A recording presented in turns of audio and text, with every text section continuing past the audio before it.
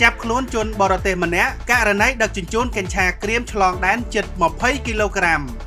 សមត្ថកិច្ចប្រចាំការនៅអាកាសយានដ្ឋានអន្តរជាតិភ្នំពេញបង្ក្រាបករណីដឹកជញ្ជូនกัญชาក្រៀមឆ្លងដែនជិត20 គីឡូក្រាមចាប់ខ្លួនជនបរទេសម្នាក់ដោយអនុវត្តតាមបទបញ្ជារបស់នាយឧត្តមសេនីយ៍សថេតអគ្គស្នងការនគរបាលជាតិនិងឧត្តមសេនីយ៍ឯកប៊ុនប៉ាម៉ារីលុចអគ្គស្នងការរងទទួលដឹកនាំកម្លាំងប្រតិបត្តិការស៊ើបអង្កេតបង្ក្រាបបទល្មើសគ្រឿងញៀននិងឧត្តមសេនីយ៍ឯកព្រំសន្ធរអគ្គស្នងការរងទទួលដឹកនាំការងាររដ្ឋបាលនិងបច្ចេកទេសមន្ទីរប្រឆាំងគ្រឿងញៀននិងដឹកនាំបញ្ជាផ្ទាល់ឧត្តមសេនីយ៍ឯកខឹងសារ៉ាត់នាយកមន្ទីរប្រឆាំងគ្រឿងញៀនកម្លាំងជំនាញនៃមន្ទីរប្រឆាំងគ្រឿងញៀនសហការជាមួយសមត្ថកិច្ចគយនិងរដ្ឋកោប្រចាំអាកាសយានដ្ឋានអន្តរជាតិភ្នំពេញច្រកអ្នកដំណើរចេញដោយមានការដឹកនាំនិងសម្របសម្រួលពីលោកសិទ្ធិវណ្ណៈព្រះរាជអាជ្ញារងនៃអัยការអមសាលាដំបងរាជធានីភ្នំពេញនាថ្ងៃទី17ខែមិថុនាឆ្នាំ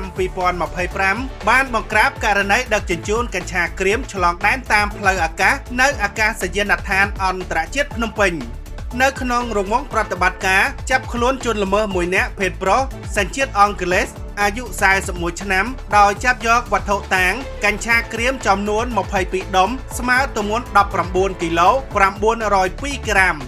បច្ចុប្បន្នជនសង្ស័យនិងវត្ថុតាងខាងលើបានកសាងសំណុំរឿងបញ្ជូនទៅសាលាដំបងរាជធានីភ្នំពេញចាត់ការតាមនីតិវិធី